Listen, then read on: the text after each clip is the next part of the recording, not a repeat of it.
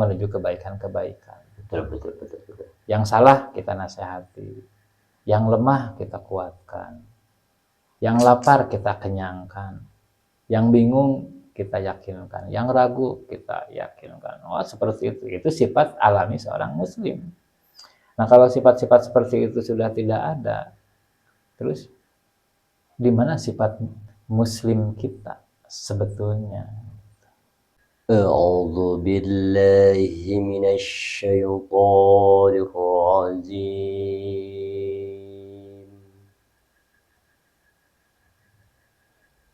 Bismillahirrahmanirrahim.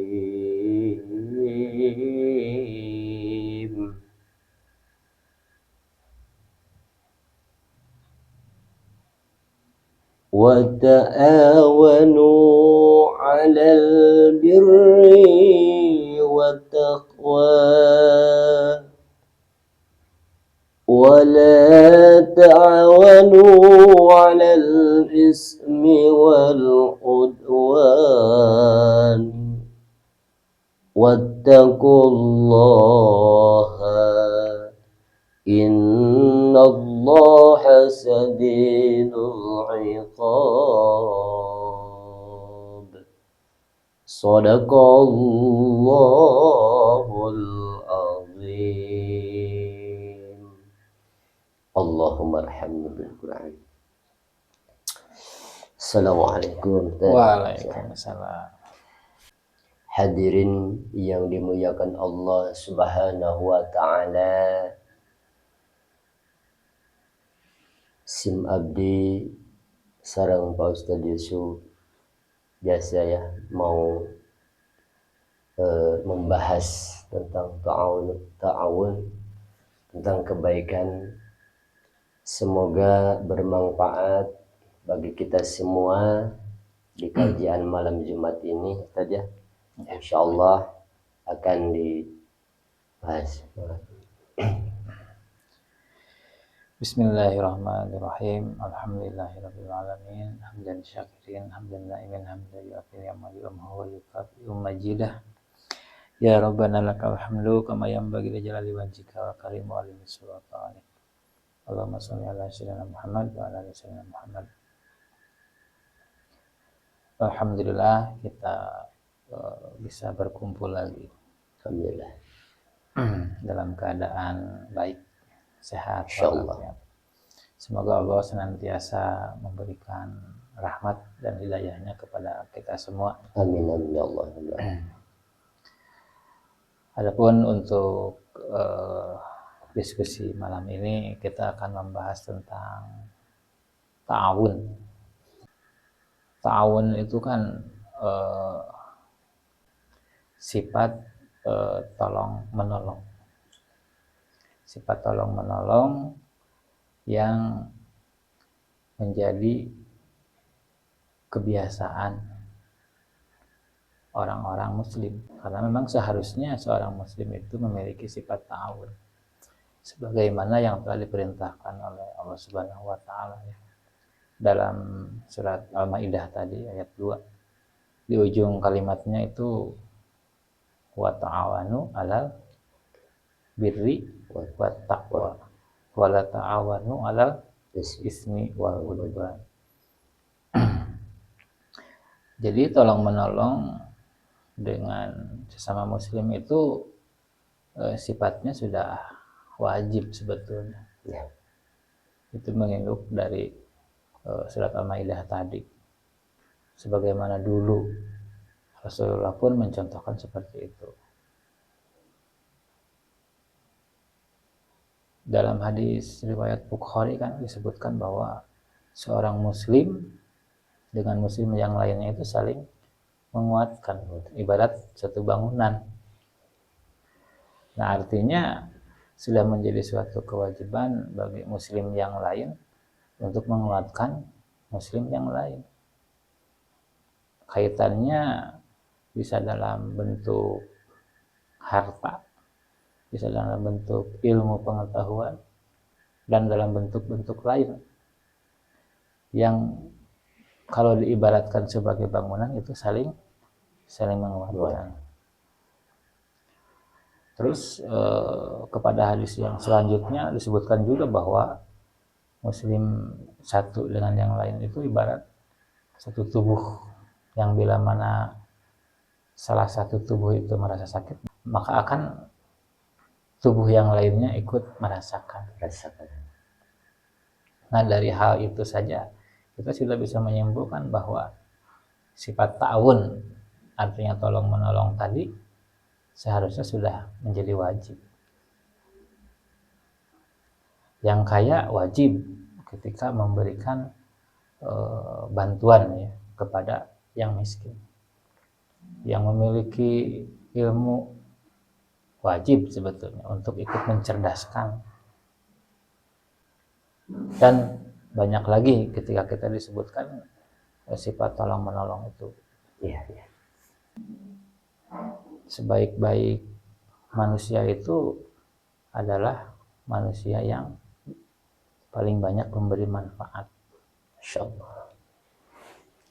Memberi manfaat, tentunya manfaat itu salah satunya bisa dalam bentuk tolong menolong, artinya lebih banyak menolong. Memberi manfaat itu sama dengan lebih banyak menolong sebetulnya. Dalam hadis riwayat Muslim pun dikatakan sama, bahwa tolong menolong atau meringankanlah satu kesulitan saja dari seorang muslim lain, maka Allah akan memudahkan dia di dunia dan akhirat. Sampai ke kalimat-kalimat selanjutnya, barang siapa yang menutup aib orang lain, maka Allah akan menutup aibnya di dunia dan di akhirat. Bahkan di hadis riwayat Tabrani ya disebutkan juga bahwa Allah mencintai ya. Artinya amalan yang dicintai oleh Allah itu ya paling banyak memberi manfaat, meringankan kesulitan orang, kesusahan orang, dan memberikan kegembiraan kepada sesama muslim itu. Nah, itu jauh lebih utama daripada beriktikaf di Masjid Nabawi selama sebulan. Nah, kita bayangkan ketika kita pergi ke Nabawi ya, Masjid Nabawi untuk beriktikaf selama sebulan, kita hitung biayanya berapa kalau dari Indonesia ya. Nah, itu yang dikatakan keutamaan iktikaf di Masjid Nabawi itu seperti apa. Tapi ternyata ketika dikaitkan dengan sifat ta'awun, artinya tolong menolong, meringankan kesusahan orang, memberikan kabar gembira, ternyata itu sifat-sifat seperti itu tidak disangka jauh lebih utama. Ya. Nah, oleh karena itu Rasulullah kan mengajarkan bahwa ketika kita mampu untuk memberikan pertolongan, ya kita tolong. Mana yang harus didahulukan? Kan urutannya ada, ketika tolong menolong itu dalam bentuk sedekah, urutannya seperti apa? Telah dibahas ya. Ketika zakat sekalipun itu bagian dari tolong menolong juga. Karena makna zakat itu sendiri sebetulnya itu untuk memerdekakan, sebetulnya untuk memerdekakan hamba sahaya. Ketika zakat itu terus dilakukan oleh orang-orang yang mampu. Nah, sehingga di sana kita bisa melihat ya bahwa ketika kita menolong orang lain, diberikan kemampuan untuk menolong orang lain, nah sebetulnya kita itu sedang diuji. Mau tidak menjadi kepanjangan tangan dari Allah. Karena tanpa kamu tolong pun, orang itu pasti ditolong. Tapi Allah tawarkan peluang itu kepada kita. Nah, sehingga ketika kita memilih menjadi orang yang penolong, maka janji Allah apa? Allah akan menolong.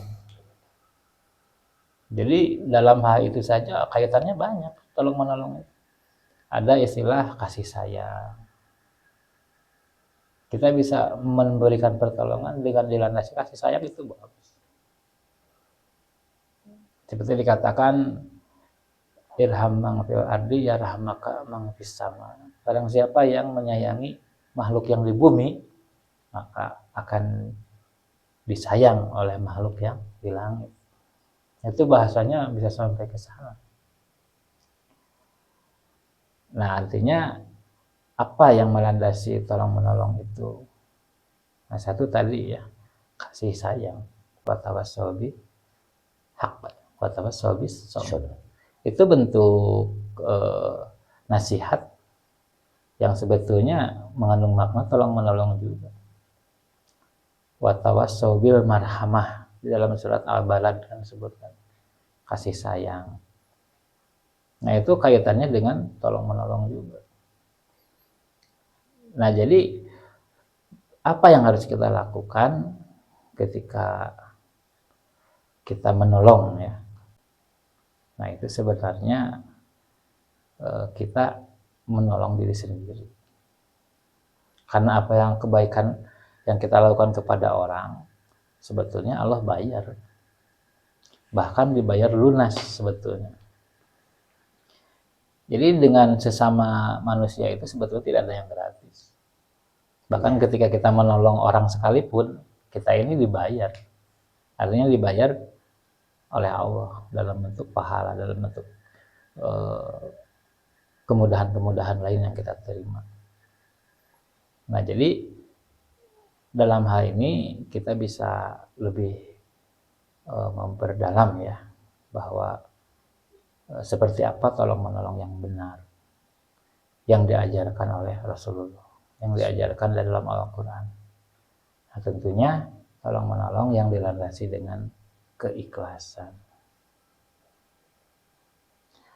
Bagaimana tolong menolong yang dilandasi dengan keikhlasan? Ya, semuanya diserahkan kepada Allah. Lillah. Kalau tolong menolong tapi sifatnya pamrih, nah sebetulnya kita bisa melihat itu betul atau tidak. Kita menolong orang tapi ada pamrihnya. Nah, itu sebetulnya tidak mencerminkan sifat keikhlasan.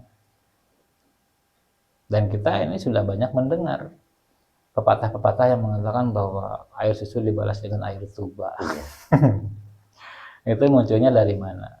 Biasanya itu muncul dari harapan orang yang pernah menolong. Ketika orang yang ditolongnya itu tidak menolong balik, muncul kata air susu dibalas dengan air tuba. Padahal mah kalau kita ikhlas menolong, sebetulnya kata itu tidak akan muncul. Betul. Seorang guru misalkan, ketika dihianati oleh muridnya sendiri, bahkan dimusuhi, bahkan direndahkan, padahal dulu dia itu belajar dari guru tersebut misalkan. Nah, kalau gurunya ikhlas, sebetulnya tidak akan mengatakan air susu dibalas dengan air tuba. Dan siapapun ya yang pernah melakukan kebaikan, ketika ikhlas saja, maka bisa menjadi orang pertama yang mengatakan saya tidak setuju dengan air susu dibalas dengan air tuba. Karena itu hanya berlaku bagi orang-orang yang tidak ikhlas.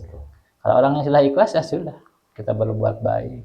Ketika ada yang minta tolong, kita tolong. Dan kita berharap hanya kepada Allah.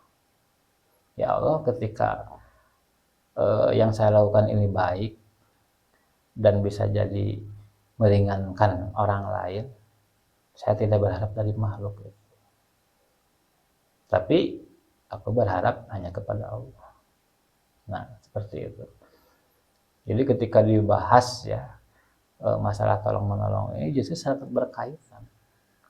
berkaitan terutama sebagai sesama muslim. Ya.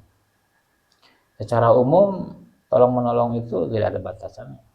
Bahkan ketika kita menolong orang-orang non muslim ya itu pun bisa menjadi satu ibadah betulnya. Dan ketika kita mau menolong ya, nah kadang kita juga tidak harus pilih-pilih sebetulnya. Iya. Bahkan ketika ada binatang saja yang tersangkut, kita tolong.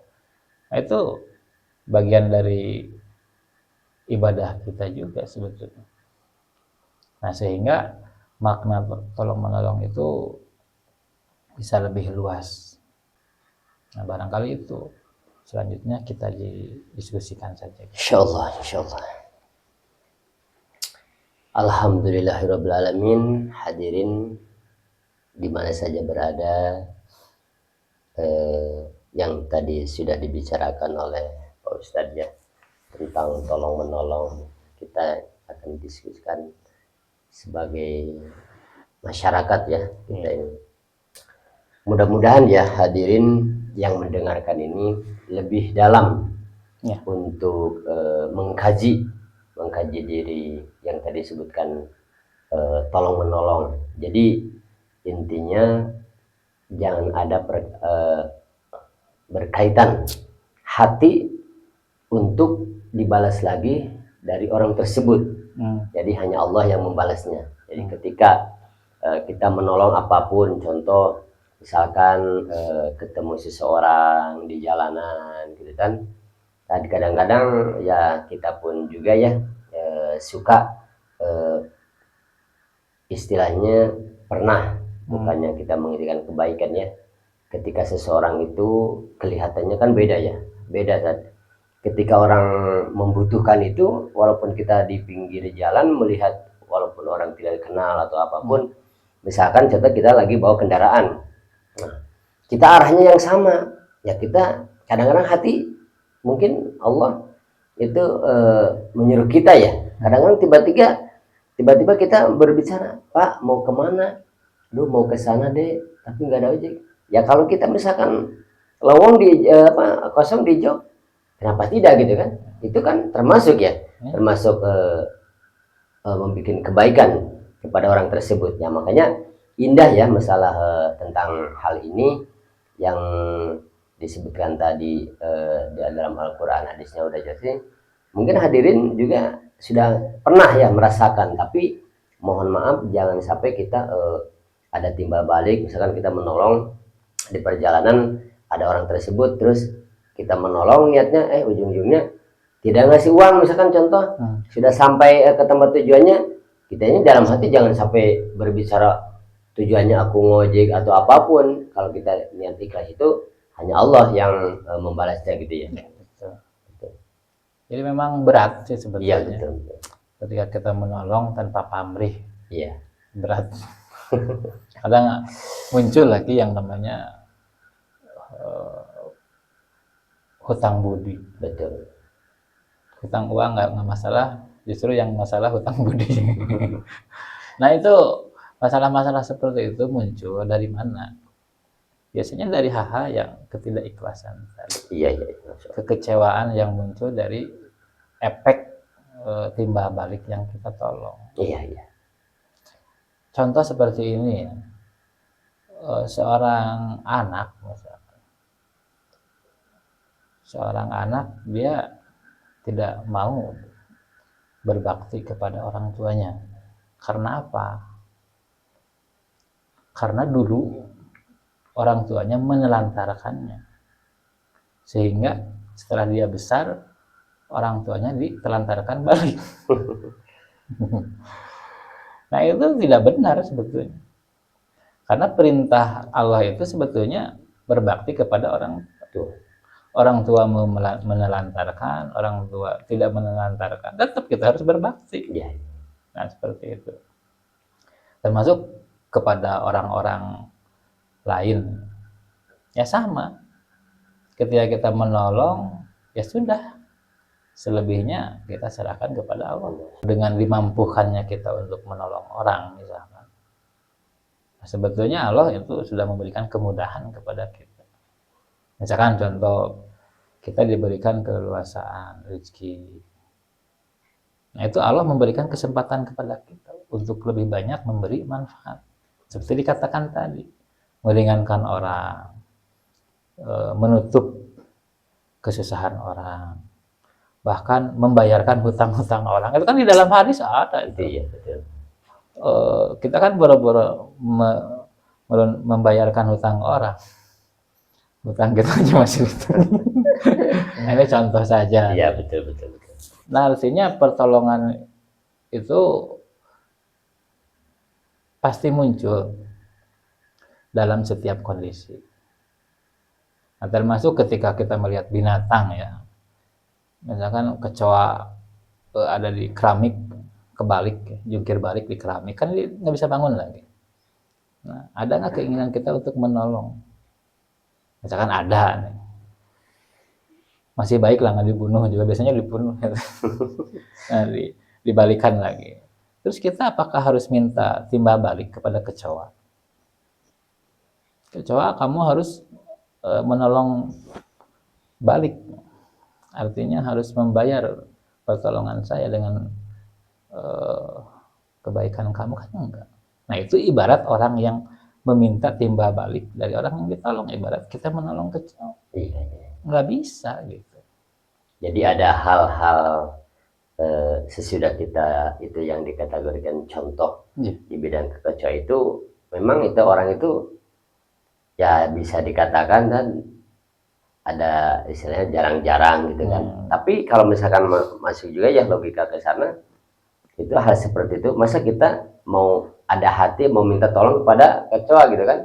Kan nggak mungkin. Nah, kalau dibandingkan disandarkan kepada orang, ikhlasnya kita kepada sesama, apalagi sama muslim gitu ya, sama ya intinya manusia, terus tidak ada iming-iming untuk berharap dikasih atau apapun, itu udah jempol ya, ikhlasnya itu.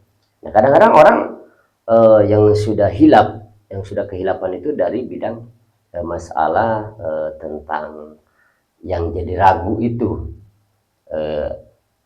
bahasanya ada pepatah yang umum ya, mungkin masyarakat juga ya mendengarkan kita, disebutkan kata Sunda nama menolong anjing kedempet. Oh iya, betul.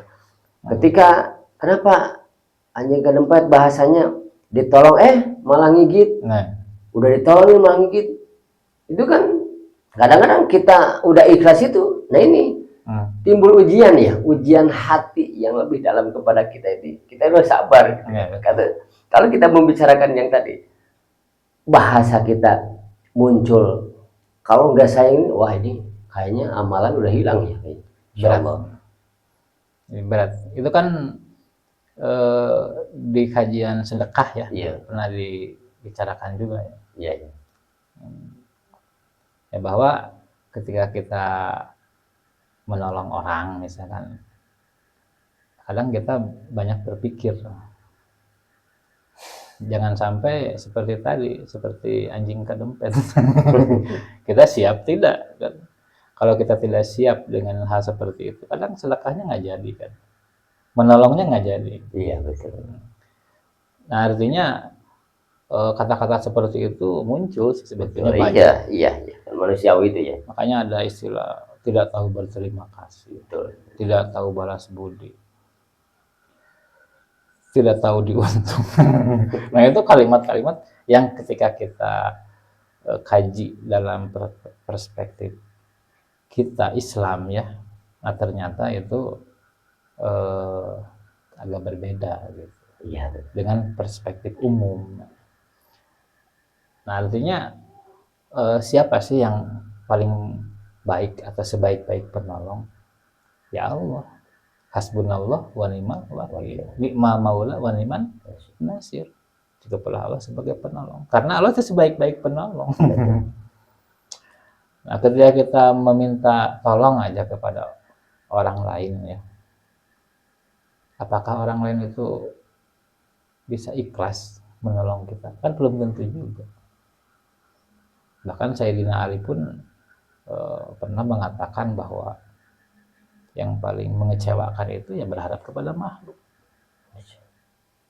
Selama ini kita mungkin tenang ya, karena kita punya backingan, misalkan punya paman kaya, punya saudara kaya, punya saudara dokter, saudara guru, yang ketika kita sakit ada saudara yang mengobati, yang ketika kita mau belajar ada guru sebagai saudara.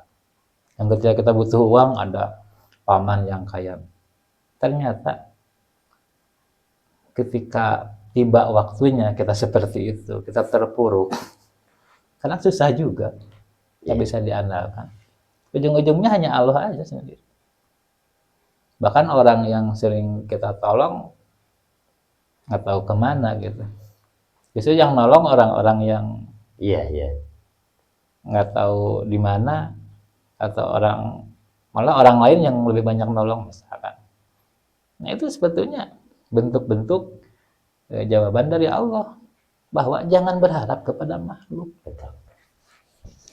Yang kamu katakan Allahus Samad itu ya pegang itu sampai mati, Akhir hayat ya. sampai akhir hayat. Ketika engkau mengatakan iyyaka na'budu wa iyyaka nasta'in, ya kepadamu lah aku memohon dan meminta, ya itu pegang sampai kapanpun. Adapun secara syariat kita meminta pertolongan kepada orang lain, yaitu pun tidak melampaui harapan besar kita kepada Allah. Jadi ketika kita meminta pertolongan kepada orang lain, seharusnya jangan terlalu banyak berharap. Mau menolong alhamdulillah, tidak pun tidak apa-apa. Tapi ketika kita meminta pertolongan kepada Allah, harapan kita harus besar. Nah, jadi jangan sampai diragukan lagi ya. Jangan sampai diragukan, pasti Allah tolong. Ya. Tapi jangan diakhirkan, diawalkan itu. Ketika kita berada dalam kesulitan misalkan, yang harus dikedepankan apa? Minta tolong dulu kepada Allah. Bukan kepada makhluk dulu, dipapai.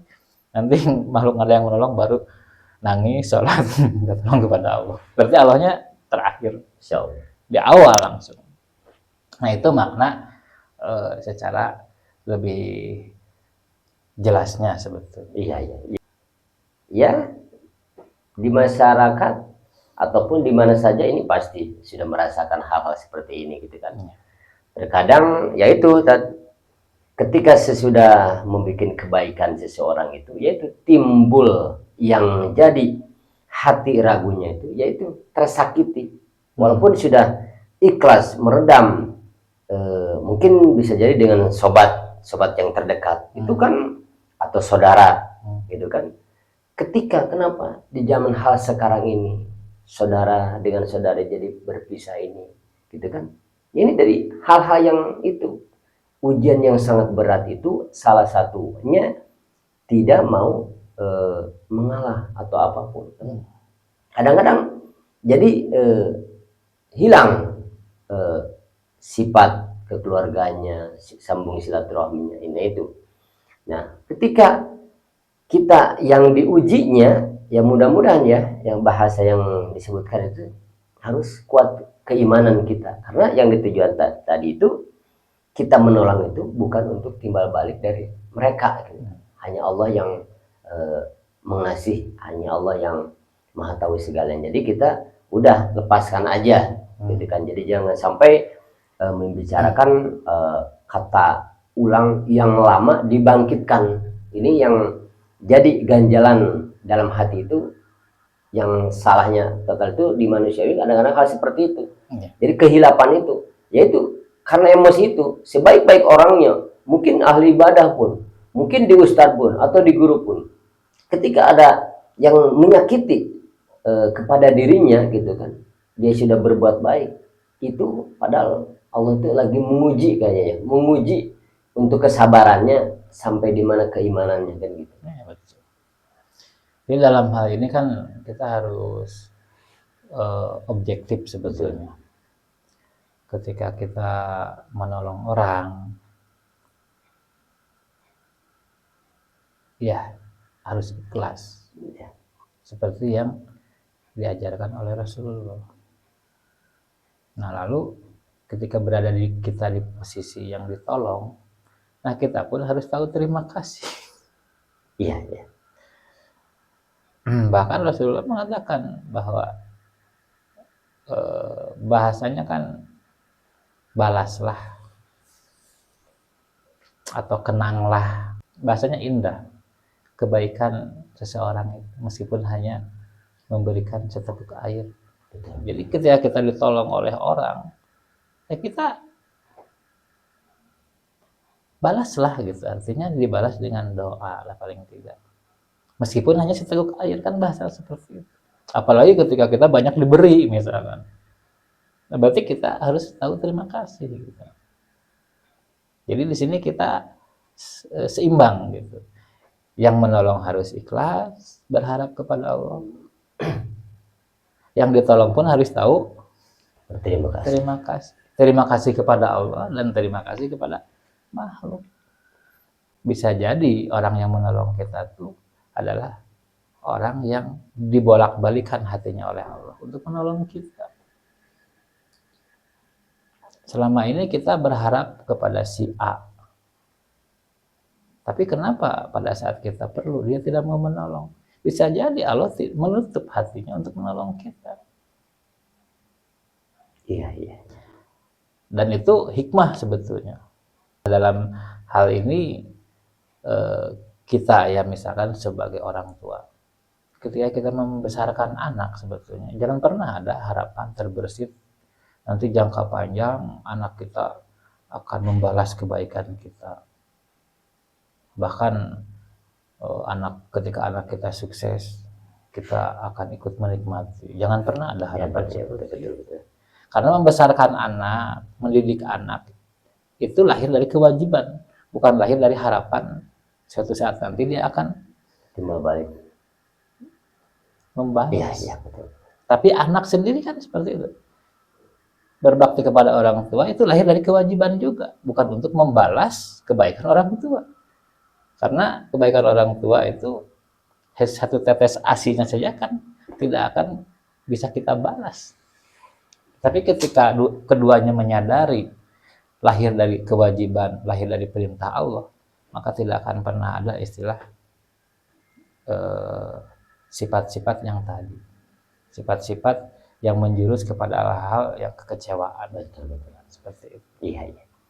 Iya. Lari pada anak dan ibu ya. Intinya terkadang naudzubillah min dzalik ya, suka dengar kadang-kadang yang sangat dikhawatirkan ini ketika anak yang tadi ya bahasanya orang tua, bahasa Sundanya itu ngamumule anak dari ketika sudah dilahirkan oleh seorang ibunya, mungkin bisa jadi yang tadi disebutkan ya, mengasih kasih sayangnya penuh, disekolahkan fasilitasnya yang bagus, pondok pesantren yang bagus. Ketika ada hal kesalahan seorang ibu atau seorang bapak, anaknya itu terpengaruh sama hal-hal lingkungan yang gak jelas misalkan ya, bisa jadi imannya itu istilahnya goyah gitu kan. Ini kadang-kadang kan simpel. Yang saya suka kadang-kadang melihat ya, atau ini bukannya kita membicarakan aib ya, ini kan ilmu juga ya, kadang-kadang itu beda. Kadang-kadang si orang tersebut, orang tua aslinya itu menganggap itu teman biasa-biasa, tapi ketika ada temannya atau siapapun itu menghormatinya itu berlebihan gitu. Nah, ini yang sangat dikhawatirkan, masalah tentang anak, cara menghargai kepada orang lain itu wah, apalagi kepada orang kaya gitu kan, apalagi kepada ya rekannya yang, tapi ketika ada orang tuanya mungkin yang biasa-biasa saja itu diabaikan. Kadang-kadang mungkin bisa jadi kalau di kampung itu ya lagi mikul apa gitu kan, ketika dianya ada anaknya misalkan lagi main sama teman-temannya, itu seharusnya itu anak tersebut itu lebih baik pisah dulu dengan temannya dan dibantu dulu ketika orang tua lagi kesulitan kan, itu kan bisa jadi ringan. Itu yang disebutkan anak yang soleh ya gitu kan, walaupun orang tua tadi ya disebut tidak minta tolong, tapi ini dalam hatinya itu harus dibangun ya, anak itu menjadi gimana, jadi berbakti kepada orang tua itu lebih indah ya, itu misalkan gitu ya. Nah, jadi kan makna tolong menolong itu luas sebetulnya. Seperti tadi orang tua lagi membawa sesuatu. Nah, ketika kita sebagai anak kita ringankan bawaannya, itu kan tolong menolong juga, menolong kepada orang tua. Betul betul. Orang tua misalkan sakit, kita punya rezeki, bentuk tolong menolong kita seperti apa? Misalkan ikhtiarnya dicapai, memberi obat, Betul. mengantar ke dokter, masih belum ini juga misalkan dibawa ke rumah sakit misalkan, dibantu biayanya karena kita mampu misalkan. Jangan ujuk-ujuk tawakal.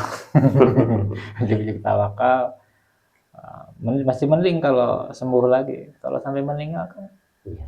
innalillahi wa inna ilaihi rajiun.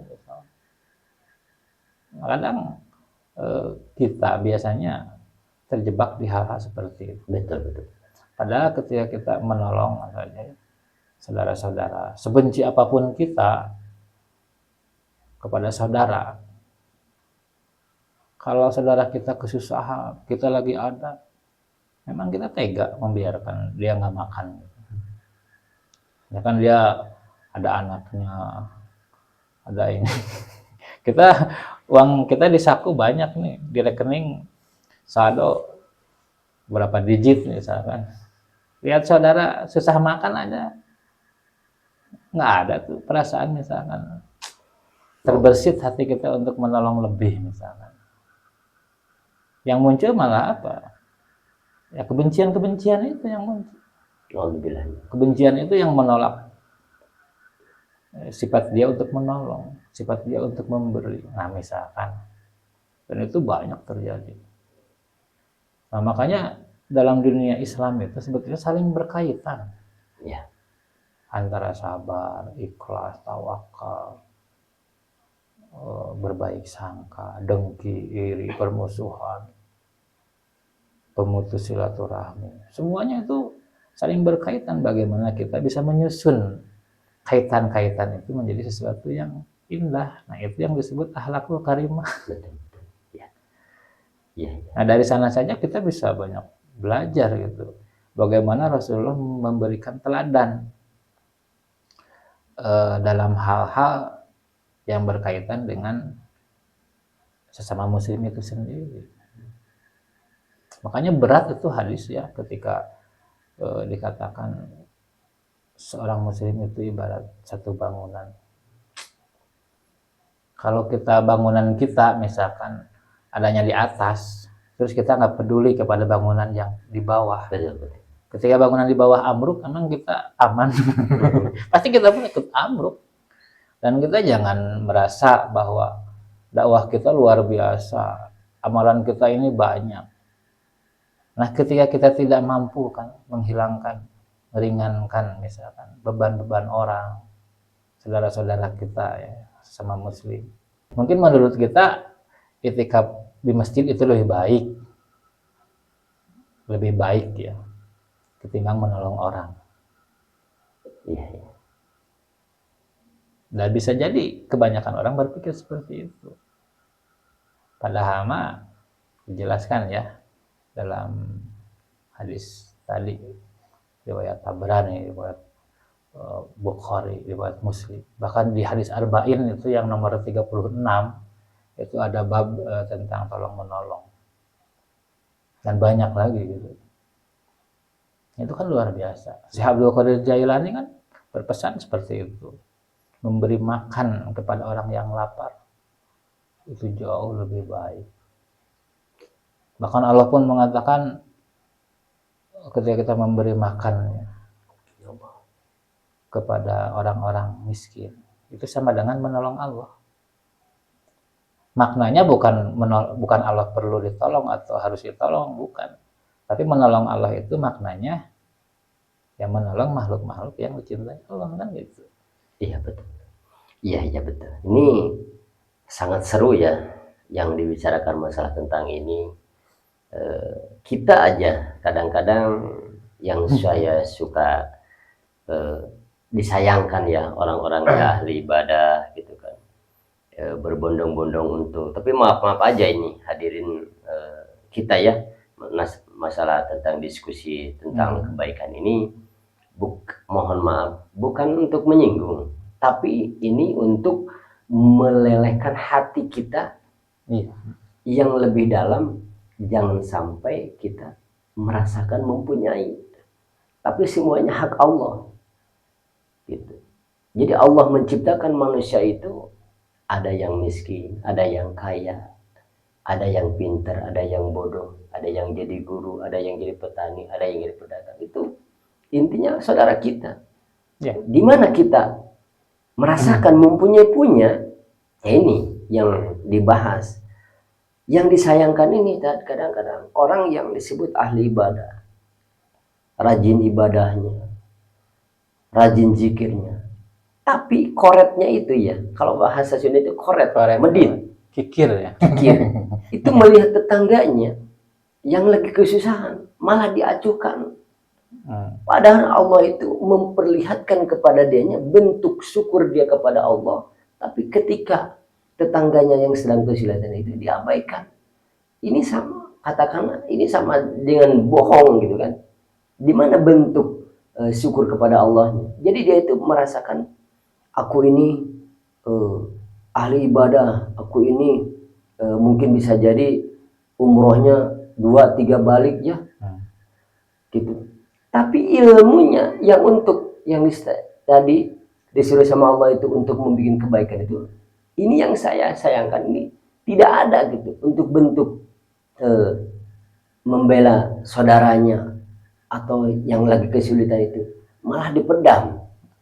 Contoh ada hal-hal maaf aja nih, ada makanan aja, contoh tetangganya misalkan makan dengan asin aja atau garam gitu kan, mungkin bisa jadi orang tersebut mungkin kalau di bidang makanan itu ada buah-buahannya, ada lauk pauknya, ada sayurnya, itu kan memang ucapan dia itu merasakan, ya Allah terima kasih. Tapi ketika ada sisa atau ini berlebihan, ini malah dibuang.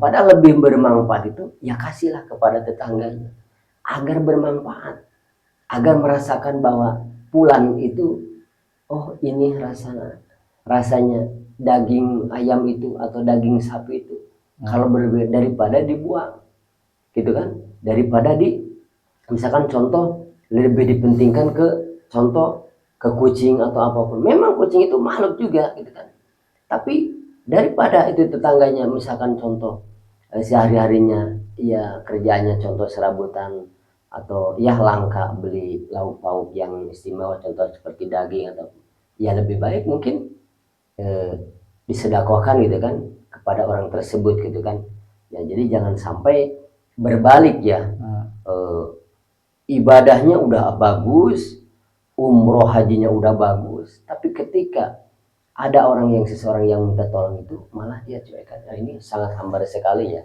gitu. Jadi kan itu maksudnya kepada pahmi, artinya paham. Betul. Rabbi zidni ilma warzuqni fahma. Orang yang tahu ilmu, kalau dia nggak paham, kadang kurang bagus juga gitu. Nah artinya ketika orang yang rajin ya, rajin ibadah, rajin lain-lain, bisa jadi kan sifat-sifat yang muncul itu akan sangat terlihat ya. Iya. Akan sangat terlihat ketimbang orang yang biasa-biasa. Nah artinya setan pun ketika menggoda orang yang ahli ibadah, dia tidak akan menggoda dengan miras. Betul. Karena pasti itu nggak akan minum. Dengan lantang dia akan menolak, ini haram. Iya. Sehingga digodanya dengan hal apa? Dengan hal seperti tadi. Digodanya dengan hal-hal yang sifatnya akan menggerogoti sifat-sifat ibadahnya itu.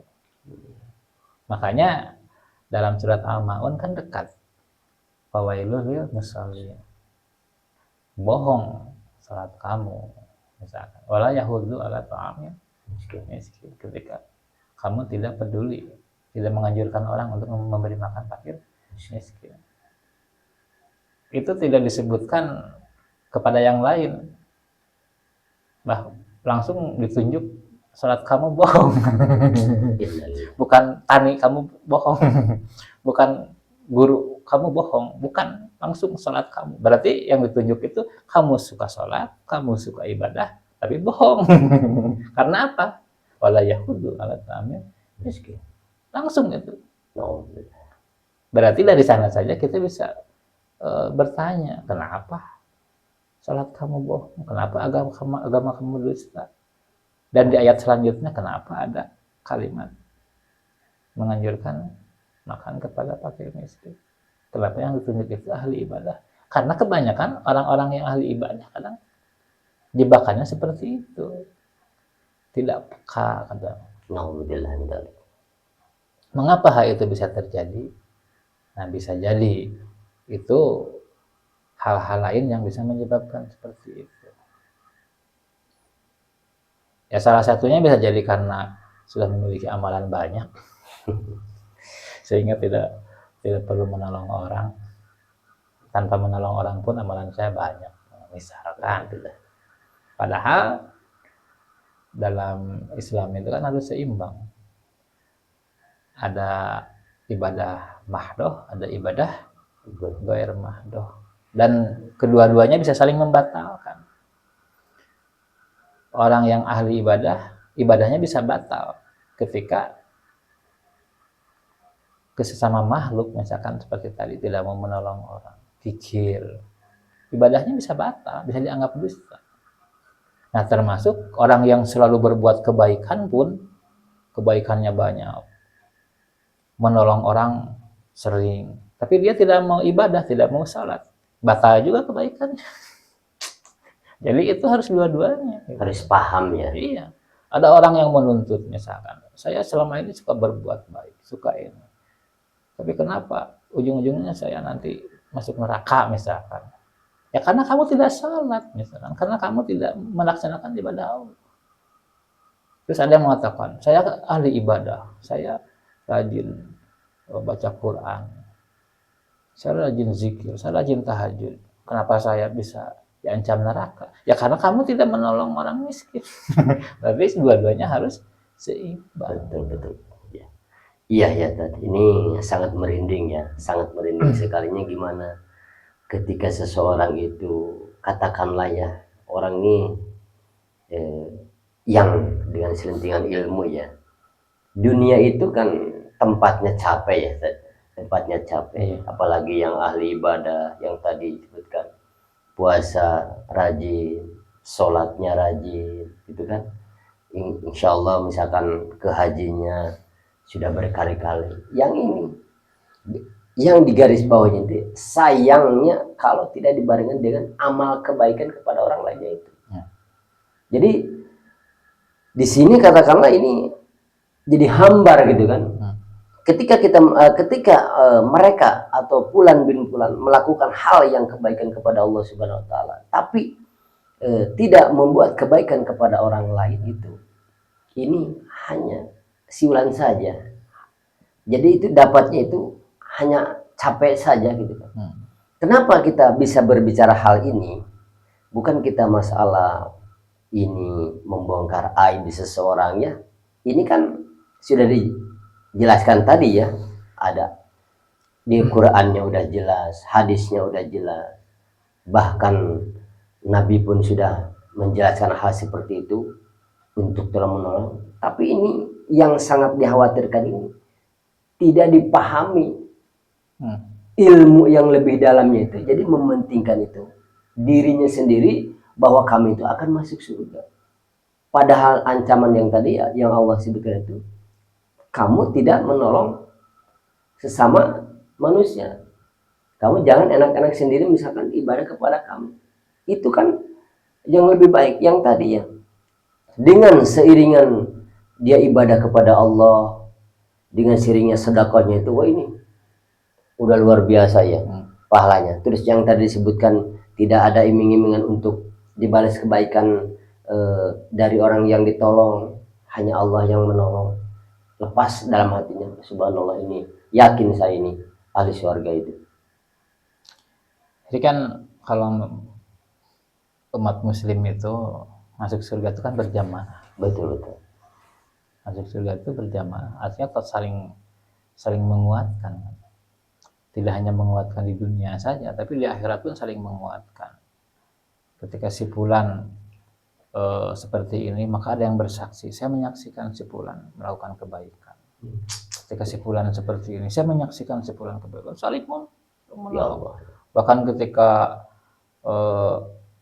ada yang tersisa ya, bahkan sampai dicari kebaikan apa yang pernah dilakukannya. Nah, itu sifat alami seorang muslim. Iya betul. Jadi bukan pengen masuk surga sendiri. Kita tahu ilmu agama misalkan, ya kita ajak, kita ajarkan, kita sama-sama biar masuk surga. Bukan pengen masuk surga sendiri. Itu kan nggak fair kan. Nah, nggak fair sebagai sesama muslim itu nggak fair. Jadi harus sportif. Kita sama-sama muslim, berarti kita saudara. Yuk kita sama-sama berangkat ya, artinya berangkat menuju surga, artinya menuju kebaikan-kebaikan. Betul.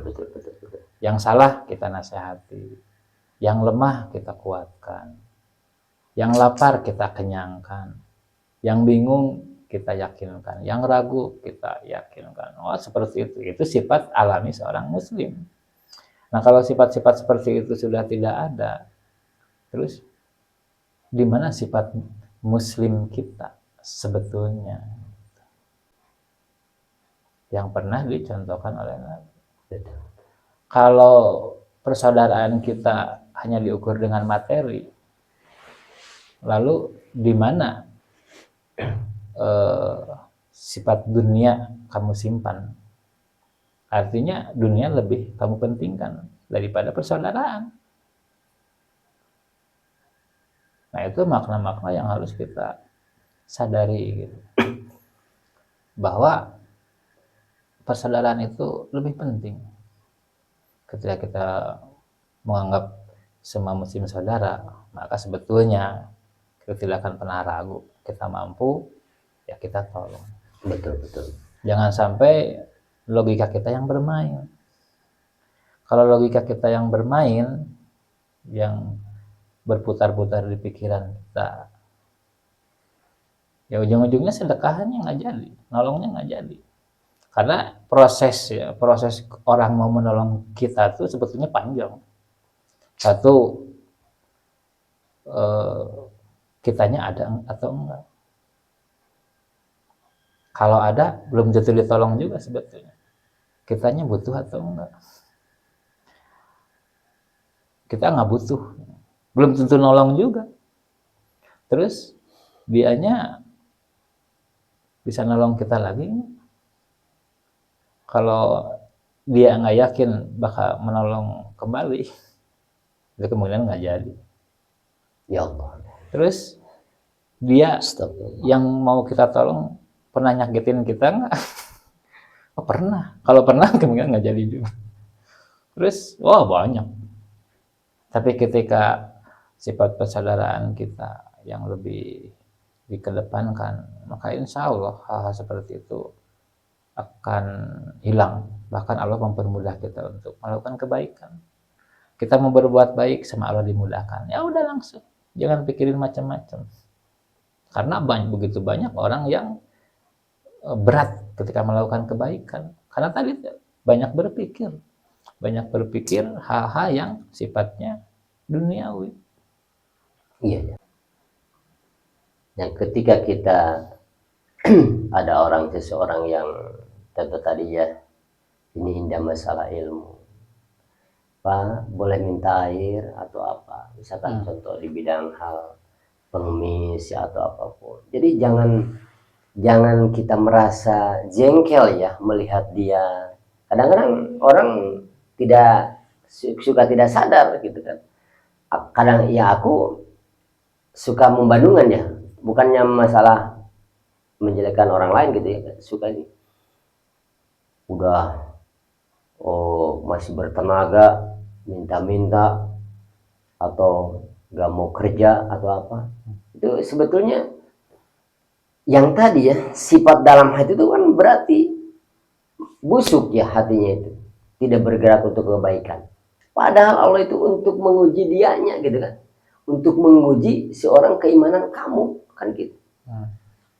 Ketika pengemis contoh minta sedekah, kalau ada kasih, kalau nggak ada kasihnya dengan senyuman atau kehormatan, kan tidak akan sakit hati.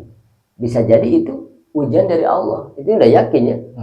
Ada kasih, contoh kecilnya 500 atau 1000 atau 2000. Jadi jangan sampai nggak ada. Saya juga lagi begini, wah ini apalagi dia itu bulannya suka ibadah. Oh ini sangat ya, sangat mengecewakan seorang manusia gitu kan. Itu kan nggak boleh juga ya hal seperti itu. Jadi berilah dia itu ketika kita ada. Walaupun misalkan, oh iya maaf Pak ada segini, semoga jadi berkah. Kan itu udah dikasih nilainya walaupun tidak normal, tapi ada ucapan doanya juga. Semoga jadi berkah. Atau bisa jadi ada roti atau apa yang disebutkan ada air, Pak minum dulu atau anggap aja gitu kan. Bahwa ini yakinkan kita bahwa ini ujian kepada kita. Jadi jangan sampai kita meragukan seorang pengemis meminta. Pengemis itu kan meminta ya mungkin dia itu diuji jadi pengemis gitu kan. Untuk kepada orang tersebut, tolong uji orang itu. Tapi orang itu kan ahli ibadah. Jadi jangan mengucapkan seperti tadi, udah sana. Tapi suka ibadah, ini sangat disayangkan ya. Padahal itu pengemis itu ya mungkin bisa jadi dia itu kan gak mau kan menjadi seorang pengemis. Tapi kan manusiawi ya, berbeda-beda ujiannya. Ada diuji yang tadi disebutkan kekayaannya tinggi gitu kan, tapi di bawahnya dengan ibadah kepada Allah ya kebaikan. Kita ada yang diuji dengan kemiskinannya, tapi dengan keimanan, dengan kesabarannya kan gitu.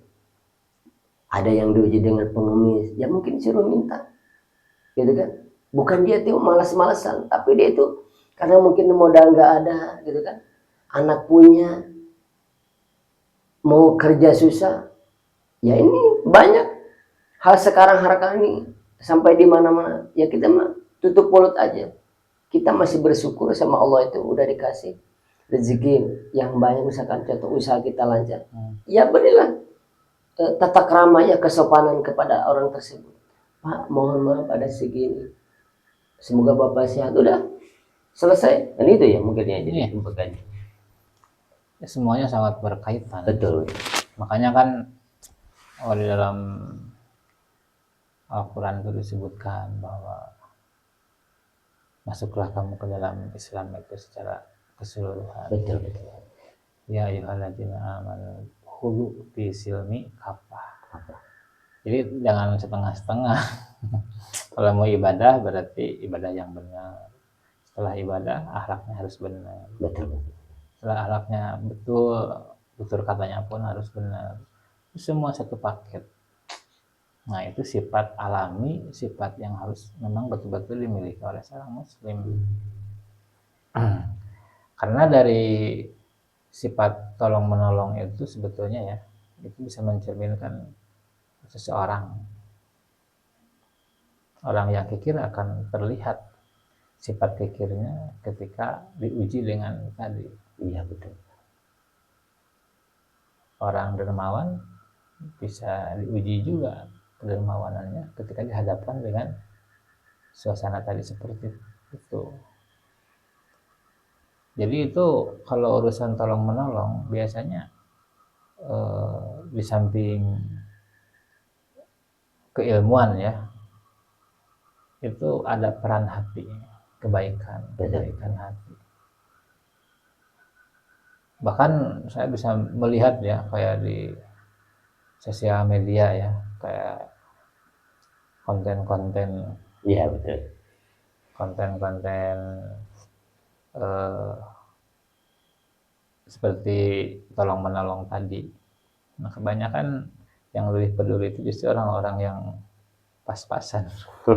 Punya uang 10.000 diminta dikasihkan aja semuanya.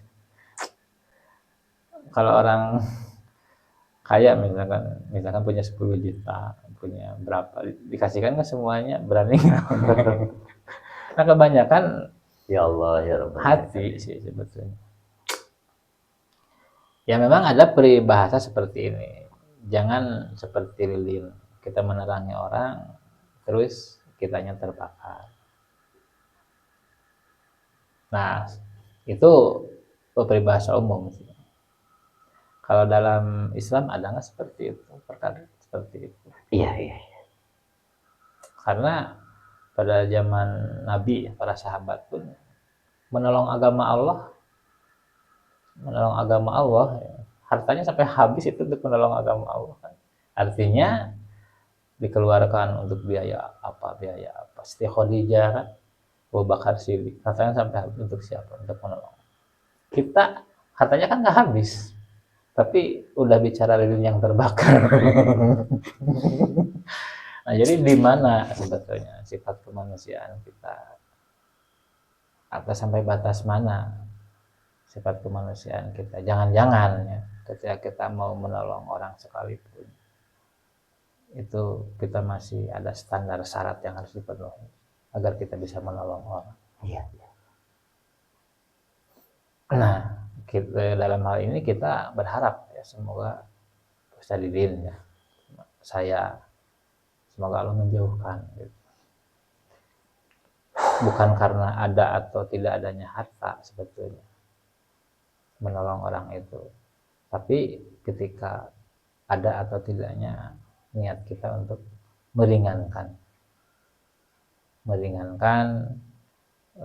kesusahan orang atau memberi jalan keluar bagi masalah-masalah orang, minimal membantu orang misalkan. Betul.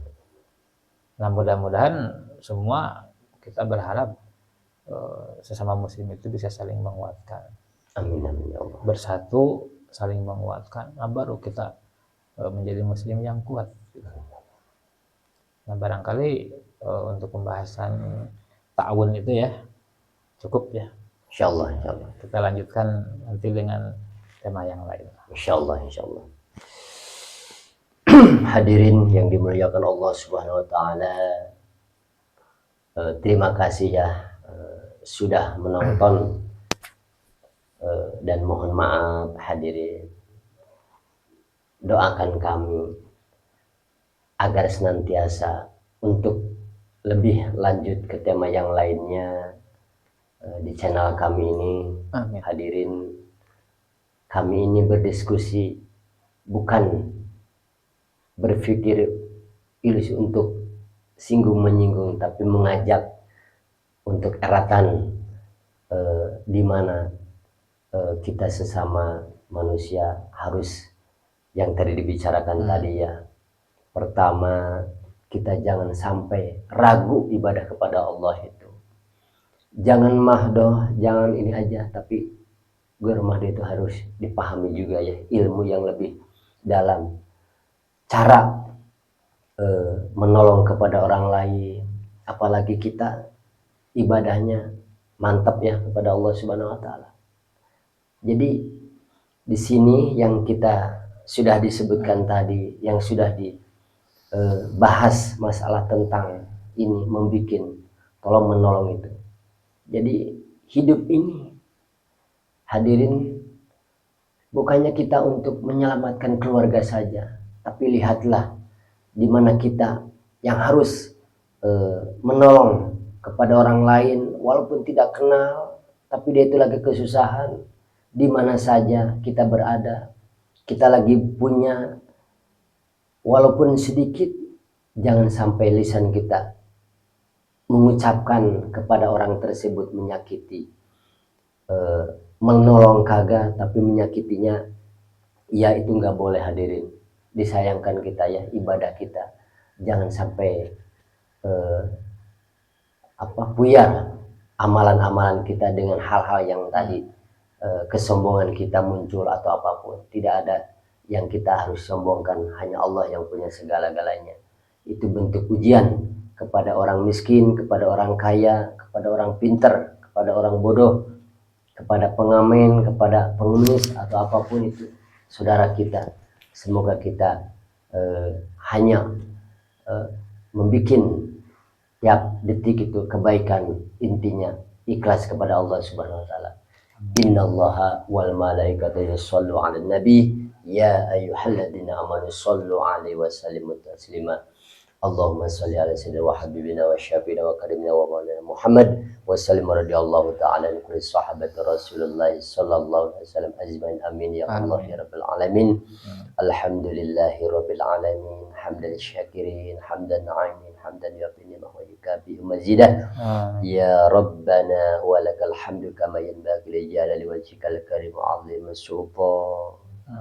Allahumma ghfir li dunubi li wa li walidayya warhamhuma kama rabbayani shaghira wa li zamil muslimin wal muslimat wal mu'minin wal mu'minat Allah ya innahum bil khair bi anta khairur rahimin. Allahumma inna nas'aluka salamatan fid din wa afiyatan fil jasadi wa ziyadatan fil ilmi wa barakatan fi rizqi wa taubatan qabla al maut wa rahmatan indal maut wa maghfiratan ba'dal maut. Allahumma hawin alaina bis sakaratil maut min jashatin wal abaida hisab. Rabbana atina fid dunya hasanah wa fil akhirati hasanah wa qina adzabannar.